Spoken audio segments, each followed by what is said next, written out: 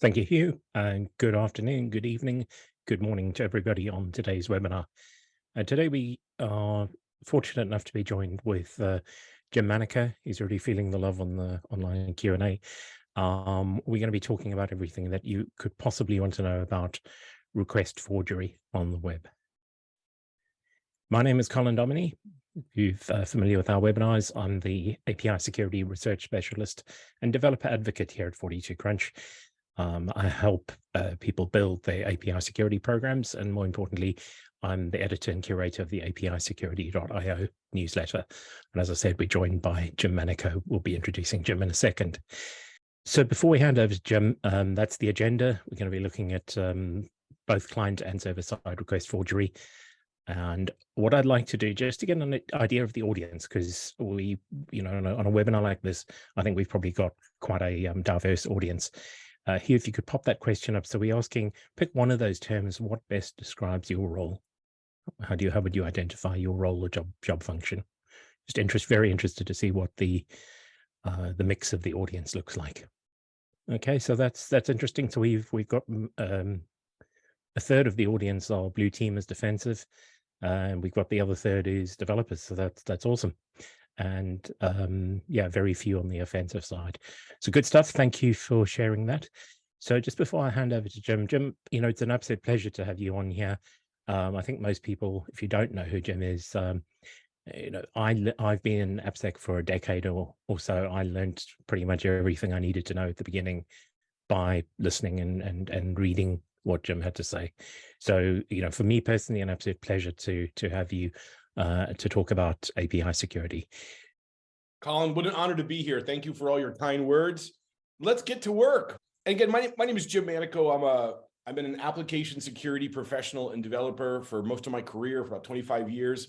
Wrote a book for Oracle. I participate and help manage several projects at OWASP. I think the most important one is the Application Security Verification Standard and the Cheat Sheet series. It's like a living encyclopedia and a standard to help you understand the depths of application security. And again, it's a huge honor to be here. I'm really thrilled to get back on the circuit and talk about these really important security issues to help you as developers and blue teams do better security. Cross-site request forgery. We're going to start with this type of forgery. We're going to do client. This is basically client-side forgery.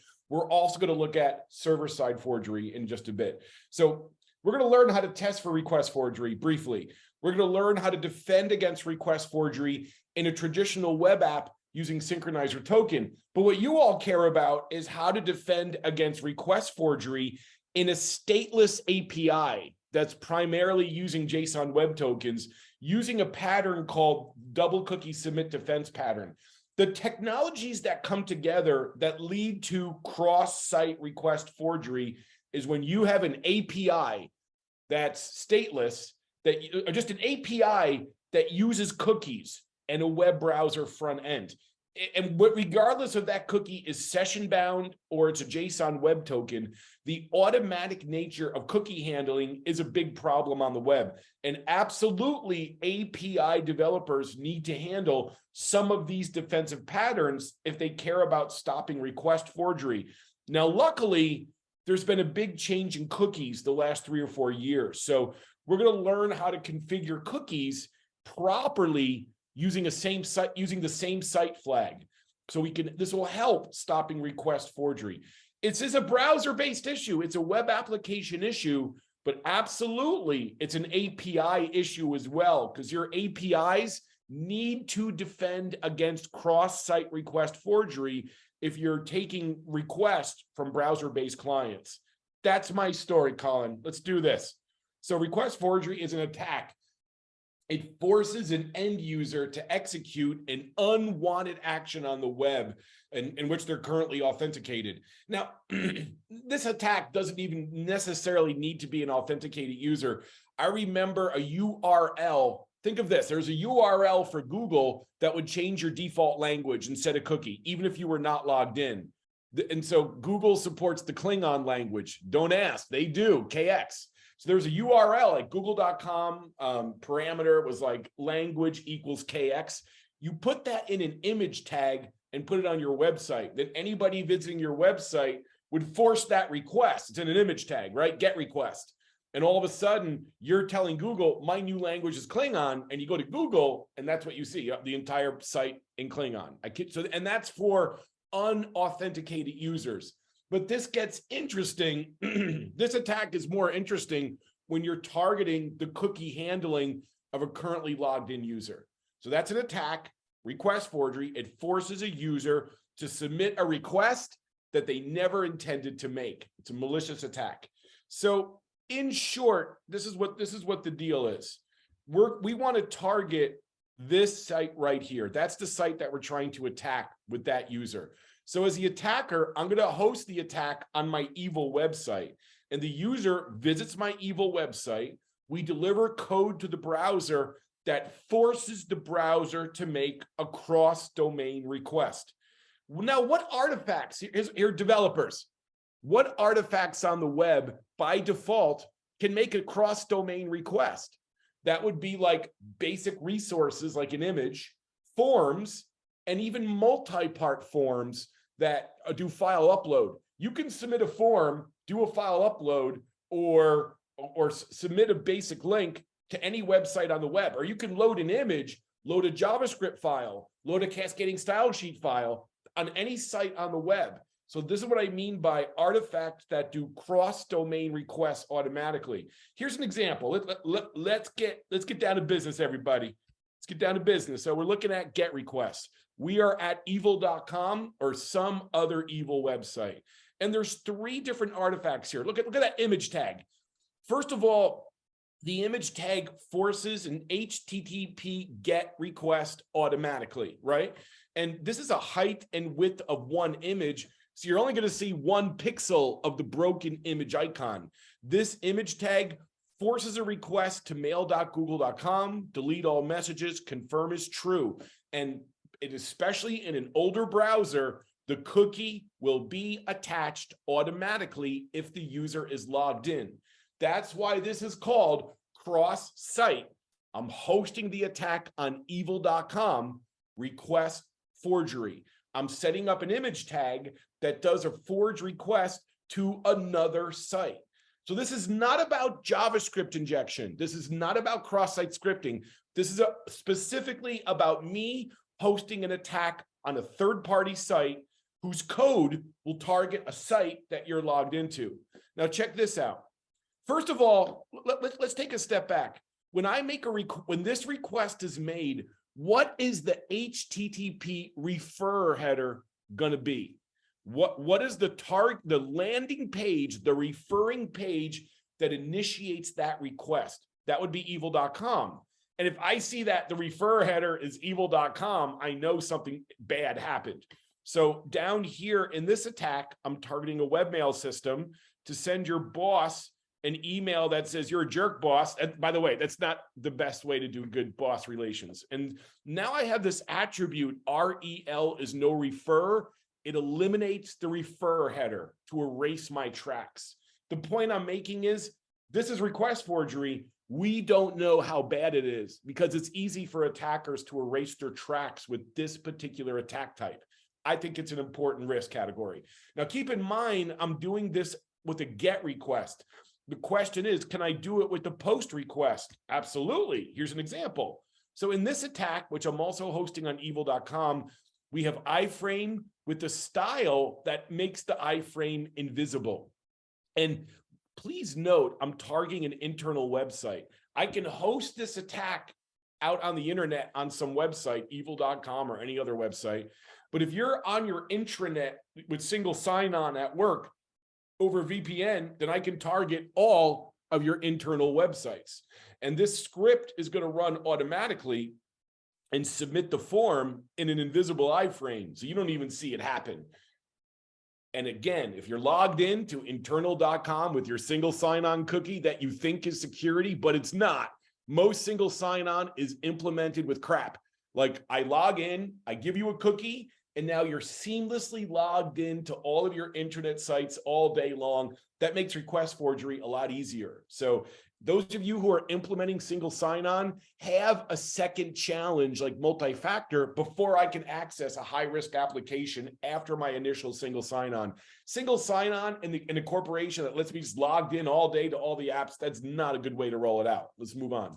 So again, I'm targeting this bank. The bank has a new feature. Keep logged in all day long. This is not a good feature. So I visit the attacker website, delivers a form to the victim's browser, which auto submits to the bank with the cookie since they're logged in all day, and the money transfer completes. That's cross-site request forgery.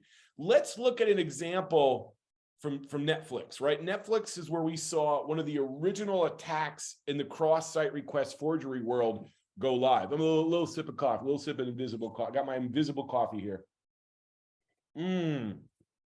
Oh yeah, coffee. So here's the attack. Now, think about Netflix. I know some of you may not be aware of this, but back in the day, when I wanted to watch a movie, I would get these silver discs called DVDs. I'd put them in a box. It would spin, shoot lasers, and project the film onto my TV, called a DVD. You could look it up in history. So Netflix used to ship these DVDs out to people. It's called physical media. You may have heard of it in history class. So I'm logged into Netflix all day long. I like to watch my movies. And I go to like evil.com again, some evil website or a website that's been compromised by an attacker. And let's start the parsing at the body. The image tag fires the GET request. Netflix cookie is attached, and I add that DVD to the movie queue. That's movie 48 at the bottom of my DVD queue, and it's invisible, heightened width of 1. We call the JavaScript set timeout native function that causes us to wait 2 seconds and call load image 2. And load image 2 uses the same trick to move that DVD to the top. And that's the next DVD that is shipped to your house. When this attack was launched, Netflix had movies that were not meant for children, otherwise known as adult movies. And so this attack took one of those adult movies and shipped it out to many people who did not order that adult movie. Here in America, this is a terrible thing. We're a very puritanical society. We don't like that kind of stuff. So I can use request forgery also to attack an entire country. Now, again, this is an API topic. Bear with me, everyone. So this is the country of Brazil. Brazil has 3 major telecoms. A couple years ago, they gave this free, I'm American, so I call it a router. This router was given out to like a third of Brazil. Millions of people had this. And okay, router, is that better? It's hard for me to say router. This router had a vulnerability in it where you could, as long as you were on the router subnet, it wasn't accessible via the WAN port through the internet. But if you were behind the router at home and you ran across this code would hit the change password CGI and change the root password of the router. And the thing about it is that there's 2 mistakes this router made. It didn't verify the original password, and you didn't need to be authenticated to execute change password. Change password should be buried behind authentication, and you should require the original password. When the attacker did this, they popped about 3 million different routers throughout Brazil, right? And what the attacker did was they modified the DNS of these routers. What would you do if you could control the DNS of like 3 million routers? What would you do? Well, the attacker here, they set up phishing sites to all the major banks in South America, Mexico, and Brazil. And they were just a glorious bank robber through cross-site request forgery. The point I'm making here is, and why I think this is such a problem, I can use cross-site request forgery to attack your internal network. I host an attack on the outside world that's an address or some kind of request that's going to submit to your internal website. And while you're logged in at work, you visit my code, and now through your browser, I'm executing attacks that take advantage of the automatic cookie handling nature, right?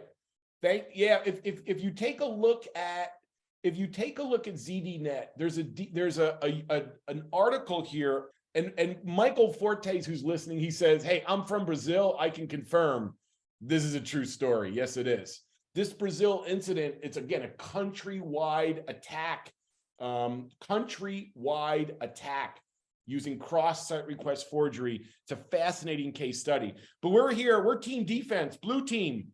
Let's talk defense, everyone. Just for a web application with a traditional backend, we want to use a synchronizer token. But for you API folks, we want to use the double submit cookies. When you've got an API that uses cookies and uses a web browser, and those cookies could be JSON web tokens, they could be a session ID, they could be some other custom weirdness that you're doing, but we're going to zoom in on the double submit cookie pattern. That's where the API folks of the world care about this more. By the way, if you're doing cross-origin API requests, this is a quick side note. If you're doing cross-origin API stuff, you're protected from request forgery. Let me try that again. If my browser is making a cross-origin XHR request, then all of a sudden, same origin policy takes an effect. So just a quick note, if your API has got different verbs that are not the get and post verb, you're using like put, using patch, using delete, you have a real strong resistance to cross-site request forgery out of the box, because my other browsers can't use Ajax. First of all, I can't use a form to do Rastafarian verbs, right? I got to use Ajax. And if I'm going to use XHR to use certain verbs cross-site to your site, well, by default, you're not going to let me see the response. And by default, with same origin policy, you're not going to let me submit cookies that the server has to let the browser give permission. So again, you're an API, you got the REST verbs, you have a lot of resistance built in from cross-origin attacks of this nature. I digress. Just for you same origin policy people, it does help. It's one of the few benefits of same origin policy. I digress. Let's talk about these two. We're also going to look at re-authentication, same site cookies, and verifying a header. But let's focus on the two main defensive patterns. I want to start with the web app briefly. When you're doing a traditional web app and you have a back-end session, or if you're building an API that uses a back-end session and not tokens, there's no reason why you can't do a session with an API, by the way, people. We can click and turn on scalable sessions in the cloud. So if I'm doing like a monolithic single API, I don't use tokens. I still use traditional sessions in a lot of my work. But I digress. When you have a session-based app with the web browser client, at login time, generate a random value specific to cross-site request forgery protection and add this to the user session, a cross-site request forgery token and a large random value. And anytime you're rendering a sensitive form or sensitive URL, take the token from session and add it to that form. And for example, I'm going to transfer money. Well, I'm going to grab that token from session and add it as a hidden variable. Your frameworks have this built in. So when I submit a sensitive request, the token value from the request needs to match what's in session. Now, what verbs do I need to protect with this mechanism? In theory, if you're following the RFC for HTTP, what does that RFC say? Hey, Mr. Logan, Magno, what does the RFC say about HTTP gets? We have to look at RFC 2616 9.1.1. The get method should not have the significance of taking an action other than data retrieval. And what they say is that a get request should be null and potent. It has no side effects, no power. It should be idempotent.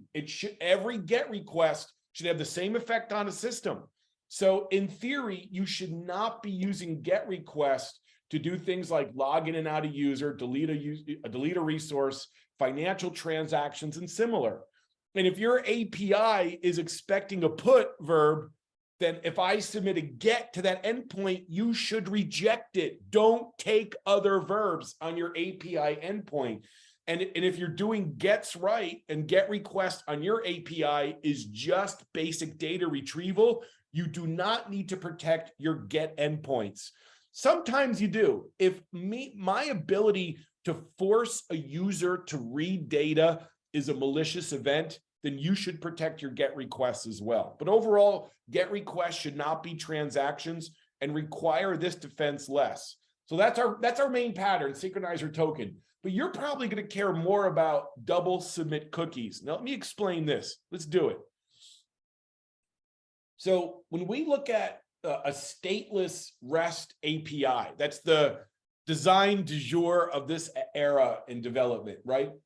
First of all, client-server communication is often constrained where there's no client context being stored on the server between requests.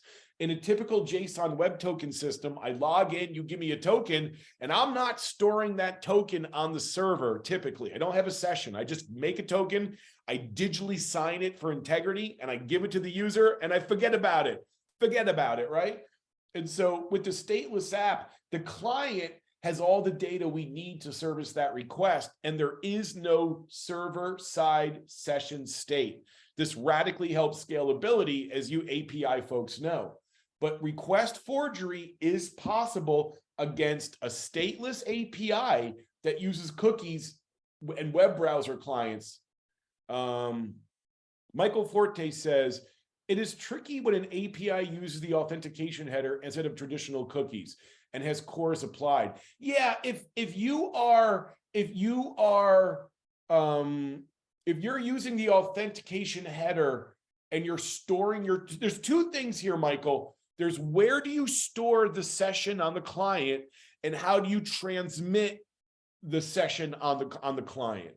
And you can use cookies to set a JSON web token, or you can use cookies to set a session ID. Both of those are valid.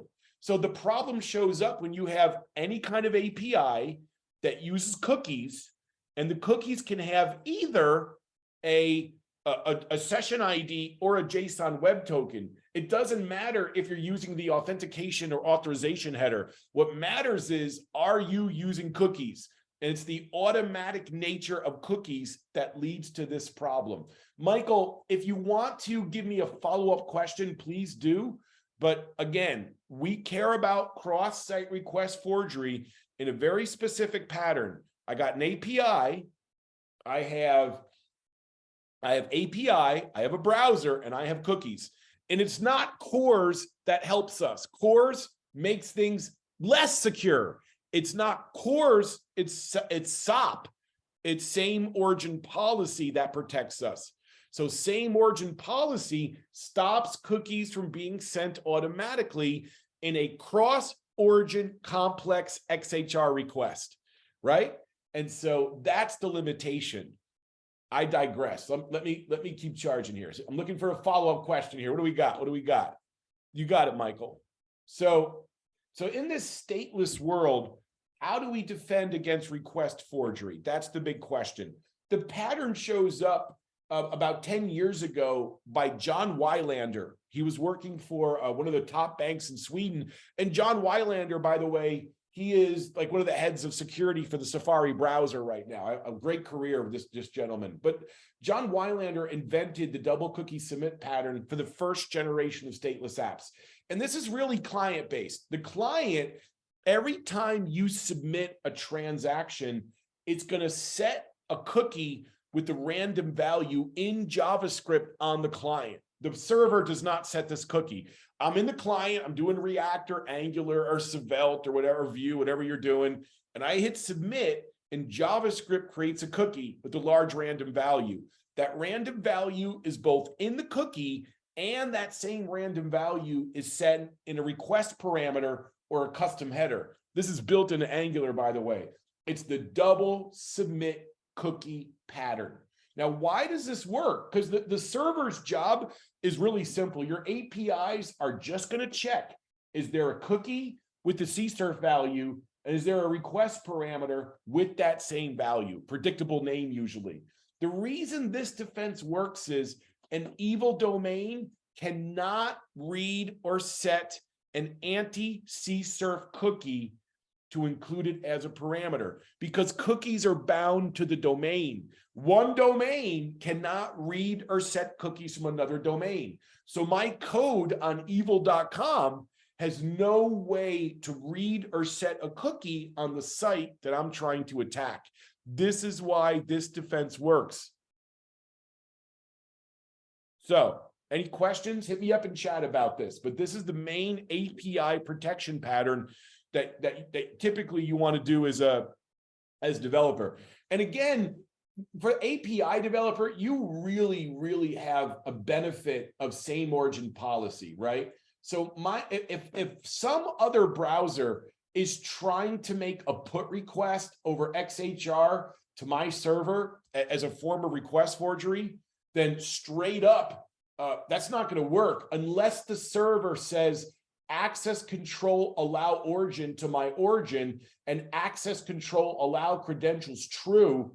By default, the web server is going to reject the payload and reject cookies of a non-standard XHR request. So you do get a lot of these defenses. You should still build double submit cookie into your APIs for clients of the same origin. All right, let's look at some other defenses here. The other thing we care about is just straight up reauthentication. And this is a great control that's easy to implement, right? This control is, and by the way, Magno says, Magno's been a security, Magno's one of our listeners right now. He's been around for a long time. Magno's old security pro. He says, I always remember Jeremiah Grossman's blog post that made my browser do a Google search for Justin Bieber. Magno, I'm a believer. Bieber's got a good voice. He's a good musician. I also like Taylor Swift. Don't judge, Magno. Don't judge because I like Tay-Tay and I like a little Bieber. Don't judge.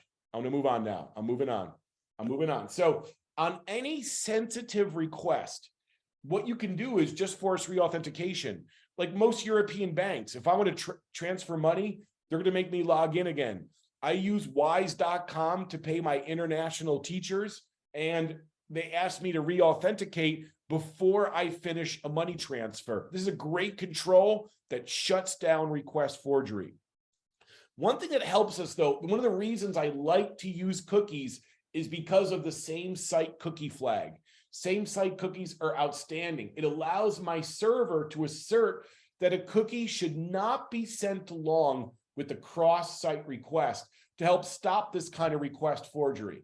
And so what's going on here? So what we have is we have strict or lax cookies. This is my slide on all the rules of cookies, not all of them. I don't have prefixes here. These are some of the rules for cookie security. What I care about is same site.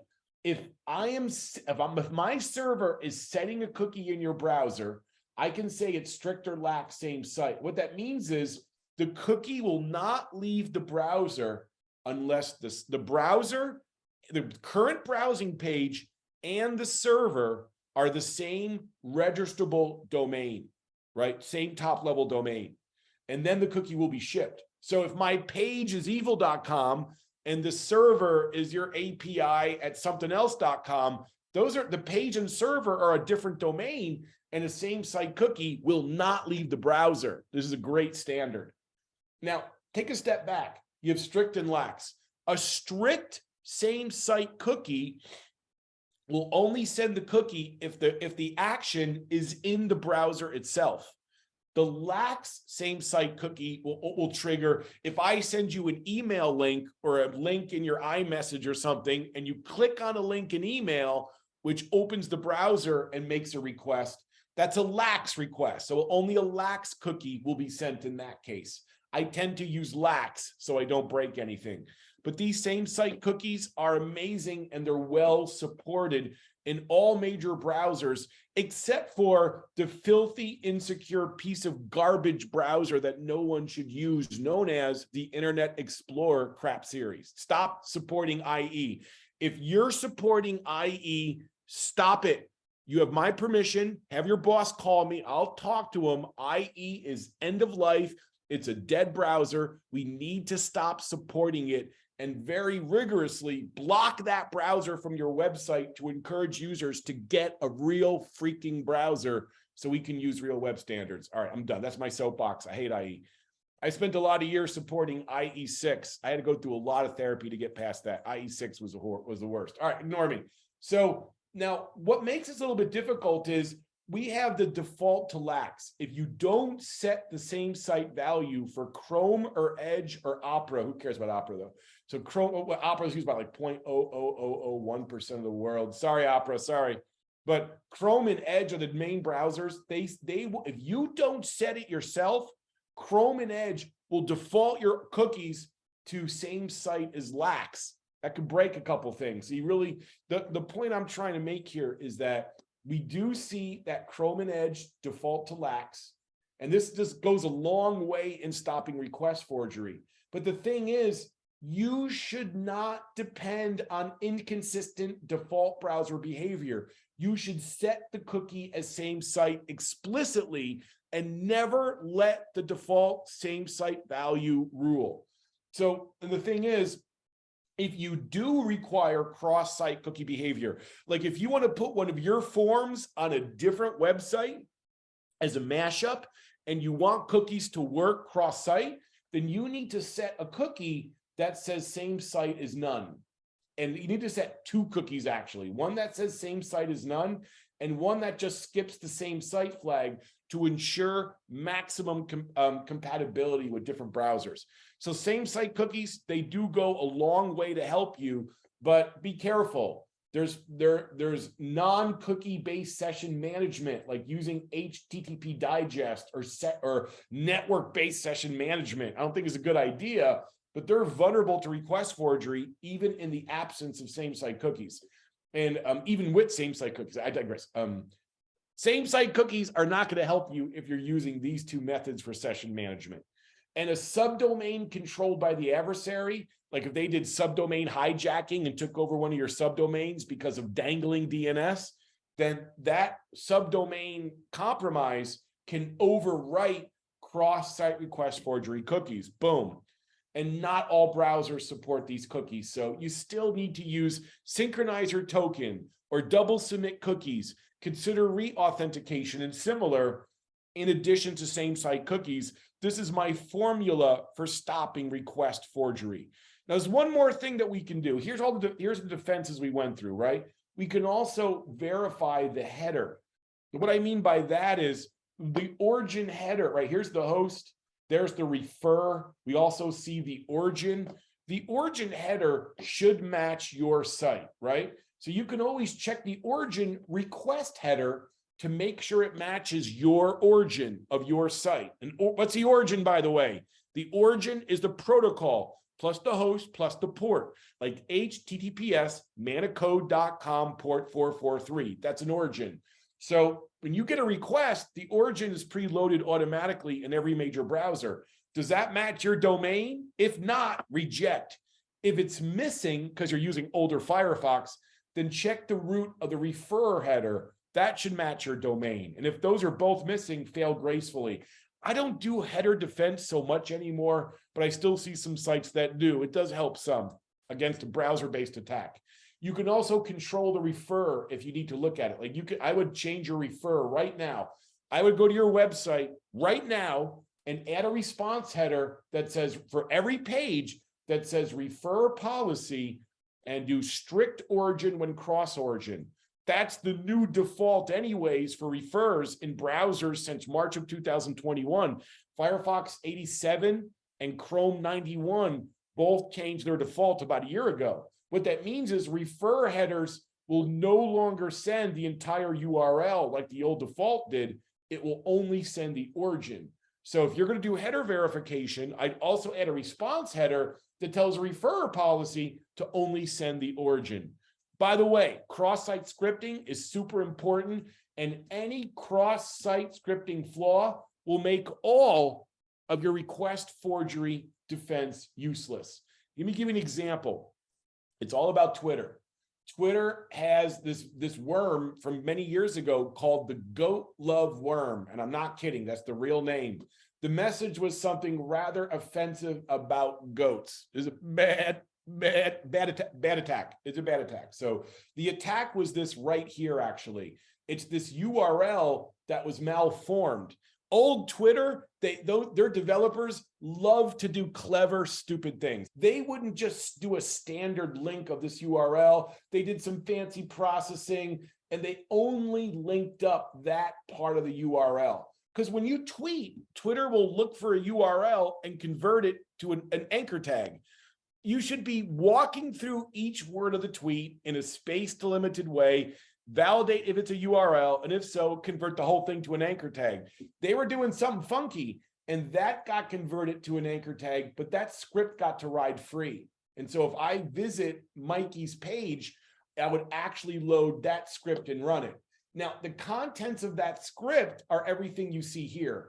Grab the HTML, rip out the cross-site request forgery token, and clean it up. And there's my auth token that will bypass request forgery defense. There's this message about goats whose name we should not speak of. Go look it up. And here's the attack. They're now updating a status update with goat love message in it. Then they update the settings with the same URL to propagate the attack right there. So when Mikey tweeted this out, the attack's in his feed. Another user, one of his friends, looked at his feed, and that user both tweeted about goats and then tweeted a URL that was the same attack. And then anyone looking at their 2 feeds would post the attack. Anybody looking at those 4 feeds would post the attack. And within a couple hours, 3 million people were tweeting about how much they love goats in an inappropriate way, those poor goats. So this is an example of cross-site scripting that will defeat your request forgery defense. So let's sum it up here. Let's put it all together here, right? Number one, check if your framework has a built-in CSRF cross-site request forgery protection and use what your framework offers you. And if not, then for stateful session-based software, use synchronizer token in your APIs. For stateless software, use double submit cookies in your APIs. Consider same-site cookies, re-authentication, and verifying the origin header. And remember, any cross-site scripting vulnerability in your browser defeats all request forgery defense. So keep that in mind. And also, try not to use GET requests for state-changing operations. If you do, add a token in some way to them. So that's our first topic of the day, cross-site request forgery. Yep, exactly, Magno, just like Sammy. Any additional advice? What else could break our defense for double submit when setting up cores? Yeah, if you're setting up cores, don't do a wild card pattern, Lewis. Here's where things get weird, right? If you're doing origin policy, what I saw someone do is they did this. They said, access control allow origin wildcard and access control allow credentials true. If you set both of those, Lewis, you are fully vulnerable to request forgery. So by leaning on same origin policy, don't allow credentials and cookies as part of your handling if you don't need it, and only allow approved origins, which is the way you want to roll out cores, then you're not going to be vulnerable to cross-site request forgery if the verbs are complex. And what's a complex verb? That's anything other than get, post, or head. If your API endpoints are get or post, then it's a little bit easier for me to attack you. So the answer again, don't allow credentials to go through, and don't do wildcard access control allow origins. Luis, I could talk a lot more about origin policy, same origin policy, but those are some of the basics. Feel free to ask me a follow-up if you'd like. Now let's keep charging. Let's talk about server-side request forgery as our second topic. Wow, we're already near the end of this. I'm gonna go about 10 more minutes. We're nearing the end already, everyone. I want to tell you a story. Right? I want to tell you a story about Paige Thompson.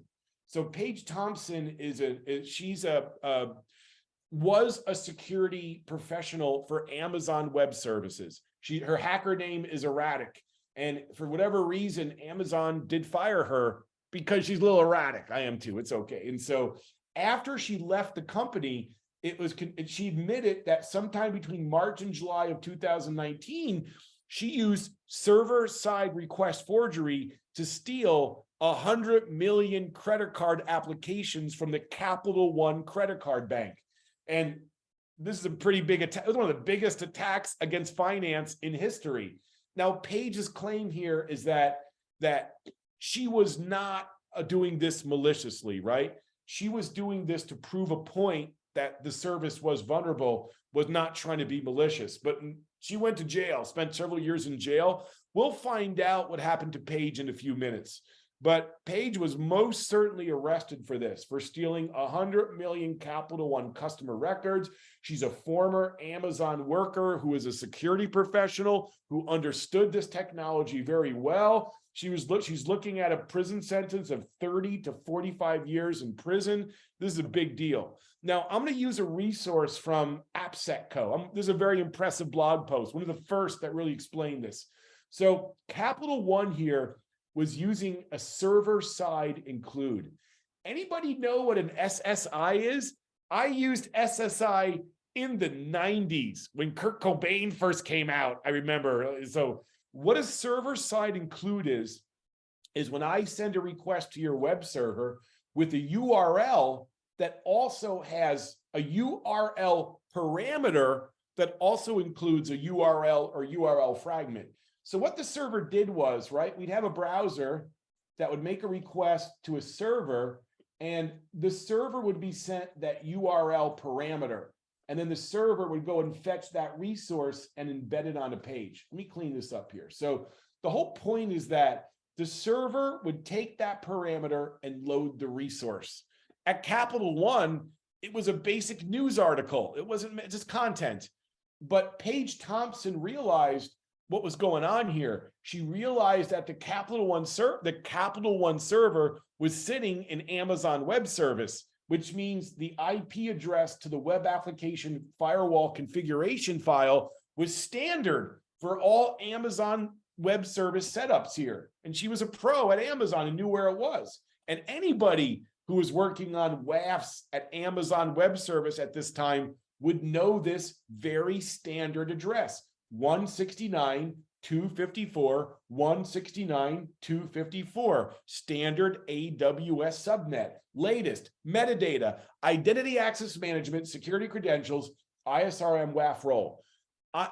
Hey, Magno, what did Morpheus say about irony? Life, it seems, is not without a sense of irony. So this attacker, Paige Thompson, punched through the AWS web application firewall to steal the web application firewall configuration file, which had a security token in it that was provisioned as an admin. That's a little ironic if you ask me. So all of a sudden, Paige sees the security token embedded in the web page. She then logged into Amazon and swapped out her session with the token that she got from Capital One. And all of a sudden, she's an admin on Capital One's Amazon admin console.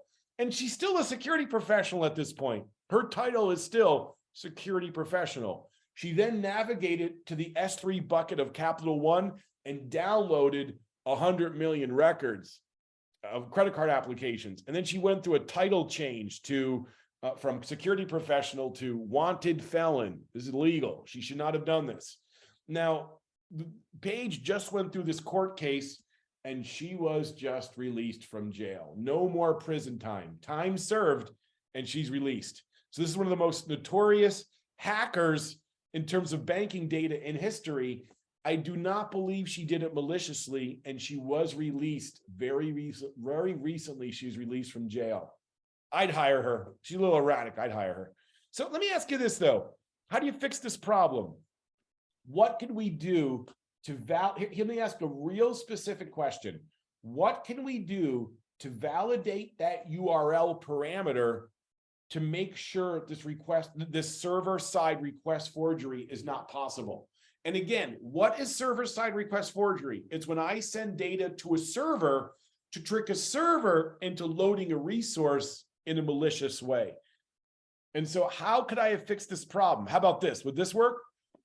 If the URL contains like CapitalOne.com, this is a slide from Philippe Derick, Restograde.com. Would that work? Absolutely not. This is terrible validation. If URL contains Capital One, if URL starts with CapitalOne.com, These are all my bypasses. I can just use the domain as like a parameter. I can have a different subdomain. There's so many ways that I can bypass URL validation. So, and what Capital One did, they said, if the URL is valid, then go load it. That's never a good idea. You always got to be strict in terms of what URLs you're letting your server load. And so here we go. I'm going to say, if the URL exactly equals manicode.com, or the URL exactly equals www.manicode.com, or if it starts with manicode.com/, if it starts with https:// now I'm truly bound to a domain. I do not like using the URL class in my language to do this. I'd rather do it string-based in a very light, strict check like this, or even better, keep the URL on the server side, right? Capital One should never have put the URL as a URL parameter. They should have kept that news article as a configuration on their server and go load it that way. So just avoid this at all costs if you can. Now here's another server-side request forgery type of problem. In this example, in step A, over here, I'm a user in a browser, right? I'm in a browser or a mobile app or something, and I send data to your public API. And in your public API, takes that parameter, a search term, and uses it to talk to your internal search engine, like for microservices, right? So I grab that search term right there, I add it to the URL that my public server acts on to hit the internal search engine. Now, what's wrong with this? What's wrong with this is if I'm constructing a URL on the server that the server is going to act on, then I got to build that securely. And if I don't, what we're expecting is the search term is Apple. There's the parameter, add the term to the internal URL, and we got internal search Apple. Boom, nice simple internal search. But my attack is a type of path traversal. And there's the internal URL, internal search .. internal. And if you normalize that URL, it's internal admin report global. I changed the whole path of that internal hit. And by the way, all of your internal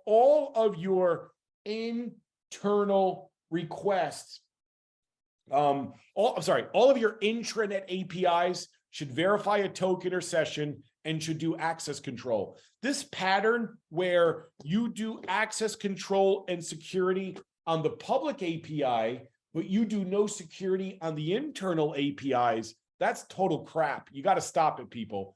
Every single API should verify a JSON web token, should do some kind of access control check, and should use HTTPS at the bare minimal. The idea that you do security here and you get a free ride to an internal API and can access any data, that type of design stopped working a long time ago. So the answer here is when you're constructing a URL that the server acts upon, you got to use URL encoding if you're going to add a parameter to a URL. And I'm just about done, folks, by the way. We're just about done here. And so again, if I'm constructing a URL that the server acts upon, or if I'm ever building a URL for any reason, you should URL encode parameters and path fragments that you add to a URL, and then path traversal at that level is no longer possible. So back to this problem where I'm sending data to a public API that then uses that data to make an intranet hit, you URL encode the variable. You should do validation and other stuff, but that's the main defense. Problem solved. So here's my cheat sheet for server-side request forgery as we finish up the show for today. Number one, put network controls around all of your services. Your services should only be able to make outbound requests in a limited way. So doing micro-segmentation and basic network security, limiting what outbound requests your services can make is a great idea. You can even use mutual TLS to limit inbound requests as well. Also, if you're going to build a URL then build it safely by doing URL encoding and validation of your parameters. And by the way, any input with .. /, that's path traversal. Reject it. That's not reliable, but go ahead, reject it. Also, reject any URL that's local or similar weirdness. And then make sure that you have great session management and great access control on all of your backend APIs. If I can pivot to an admin feature, I don't have access to it. You should reject it because your backend APIs need to do access control. And when URLs are a parameter that the server acts upon, do strong URL validation and limit what valid URLs are acceptable in some way. Or how about this? Avoid accepting URLs as a parameter that the server acts upon in the first place. That's server-side request forgery. Hey, Colin, how much time do I have? Hey, Hugh or Colin, how much time do I have? Jimmy, got another 2 or 3 minutes?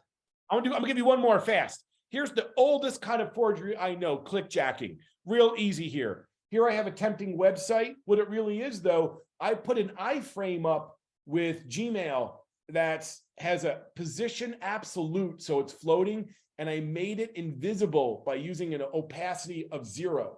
So when you go visit this fun game website, right, you think you're pressing on start game, but you're really pressing on the Gmail delete, or you're going to press one player, but you're really clicking select. This is clickjacking. Now, the way you stop clickjacking is X frame option deny. The page that you do not want loaded in another frame, any page that you don't want another site to load into a frame maliciously, say X frame option deny. You can also say frame ancestors is a.example.com or b.example.com to limit who's allowed to load you in a frame. Just a little quick blip while I have a little bit more of your time, but that's it. That's my story, folks. That's forgery on the web. You got tokens for request forgery. You got proper URL and similar handling for server-side forgery, and you got frame busting for clickjacking. That's my story, everyone. Forgery on the web. Thank you for having me, 42 Crunch. Thanks, Jim. Awesome. Just a reminder that if you want to learn more, Jim's got a course on Udemy that's on sale. It's always on sale on Udemy. I've got a book on defending APIs coming out in the new year, APIsecurity.io newsletter. Are great resources to learn more about this. And just to remind people that that webinar recording will be available within the week. We've got a couple of upcoming events. There's OWASP Global AppSec, and then there's OWASP Benelux. I'll be speaking on rugged APIs at that event. And importantly as well, we've got a second part of the series in the new year with Jim. He's going to be talking all about passwords, policy, and storage. If this was good, that's going to be even better, I'm sure. So thank you for, thanks again to Jim for, his world of knowledge, and to everybody for attending. Thank you very much, and hopefully see you on the next session.